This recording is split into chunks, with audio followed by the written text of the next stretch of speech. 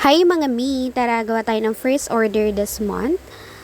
Kaso ang daming nangyari. So ito na nga, ang unang nangyari, nalate ako ng gising. So tinanong ako ng friend ko kung anong oras niya pwede pick upin yung cake. Sabi ko, 10 a.m. So ginawa ko na siya ng gabi para kinabukasan ilalagay ko na lang yung mga toppers. So pagkatas ko, natulog na din ako. Nag-alarm ako ng 6 a.m. or 7 a.m. ganon. Kaso di ako nagising sa alarm ko mga day. Pagkagising ko, 2 p.m. na. So, pwede chat talaga ako sa friend ko. Tinawagan ko agad siya sa messenger. Kaso, ang basa ko, ang last chat niya is 11 a.m. na lang daw. Kaso, edi tayo agad ako. Kinuha ko agad yung cake sa chiller para ilagay na nga yung mga toppers. Kaso, dahil pagkakuha ko ng cake, meron siyang sira sa gilid. So, siguro nabangga siya. So, ayusin ko sana yung gilid. Kaso, mas nasira lalo. Kasi si girl, taranta na. So, ang ginawa ko, inalis ko na lang lahat ng icing. Tapos, nag-icing na lang ulit ako. So, kailangan talaga kumalma muna ako para maayos ko yung cake, diba? So, ayan, for the icing na ulit ako. Tapos, ang toppers nito is mga fondant. Hindi pa ako sanay sa fondant.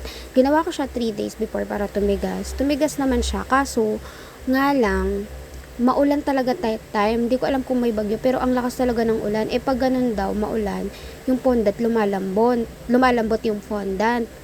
So, ang nangyari, nag-moist yung fondant. Nung nilagay ko na siya sa gilid, kasi yung nasa gilid na yung ng cake is star na fondant. Tapos, medyo maliliit lang naman siya. So, ayun, nilagay ko siya. Nilagay ko na lahat ng toppers. Tapos, nakabox na talaga lahat mga day. Kaso nung ready to pick up na, kaso mga ilang oras, naku, nag-slide na yung mga fondant. Sobrang na-stress talaga ako, naiyak ako.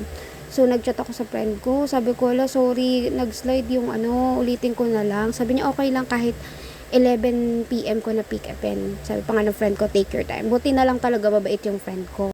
Buti na lang din, Saturday pa yung party. So, for the ulit na lang ako. Inalis ko lahat.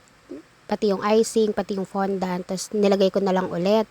Tapos sabi ko sa friend ko kung okay lang yung star na maliliit na lang ilagay ko yung Dargis kasi baka mag-slide ulit kapag yung fondant na star. Sabi niya sige okay lang. Naging okay naman yung outcome. Tapos okay na pick up na ng friend ko. Pagka pick up ng friend ko, ilang oras pa lang nasa bahay na sila.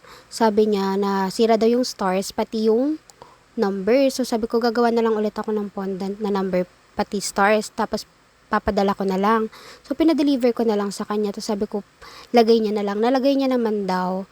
Tapos nung nag-send siya ng picture, ayun, nakahinga na ako. Naging okay naman yung cake. Buti na lang. So, thank you Lord pa din. And thank you din sa friend ko na nag-order. Ayun lang guys. Thank you for watching. Bye!